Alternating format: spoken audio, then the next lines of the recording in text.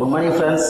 நம்ம இன்னைக்கு என்ன டெஸ்ட்டை பற்றி பார்க்க போறோம்னா, நம்ம ஃபுல் கம்ப்ளீட் பிளட் கவுண்ட் நம்ம உடம்புல வந்துட்டு ஃபுல்லாக ஒரு 40 டெஸ்ட்டை பற்றி எக்ஸ்பிளைன் பண்ண போகிறேன்.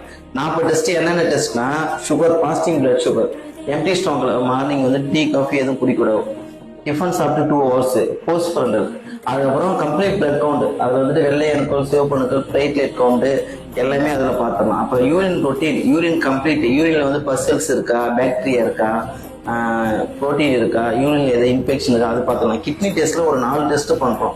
Urea, creatinine, uric acid, calcium. Liver டெஸ்ட்ல மட்டும் 9 டெஸ்ட் கிட்ட பண்றோம். லிவர்ல வந்துட்டு bilirubin, total direct, protein, alkaline phosphorus, HGOT, HGPT, protein, அந்த ரேஷியோலாம் பார்க்குறோம். அது இல்லாமல் வந்துட்டு நம்ம யூரின் ரொட்டீன் மொத்தமாக 40 டெஸ்ட் கிட்ட கம்ப்ளீட்டாக பார்க்குறோம். அதனால நம்ம வந்துட்டு இயர்லி 1 டைம் வந்துட்டு ஃபுல் பாடி செக்அப் பண்றது உடம்புக்கு நல்லது. 40 வயசுக்கு மேல இருக்கிறவங்களுக்கு வந்துட்டு உடம்பு வந்து ரொம்ப தேய்மானமாகும், எலும்பு உடம்பு தேய்மானம். ஆனா நான் 40 above மேல கம்ப்ளீட்டா ஃபுல் பாடி செக்அப் எடுக்கிறது நல்லது. இயர்லி 1 டைம் ஒரு ஃபுல் பேக்கேஜ் எடுத்துருங்க.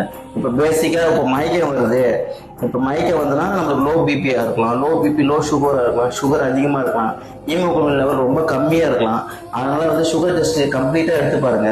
மேக்ஸிமம் வந்து ஃபீமேலுக்கு வந்துட்டு ஹீமோகுளோபின் லெவல் ரொம்ப லோவா இருக்கும், ரத்தத்துல வந்து இரும்பு சத்துன்னு சொல்லுவாங்க, அது வந்து ரொம்ப லோவா இருக்கும்.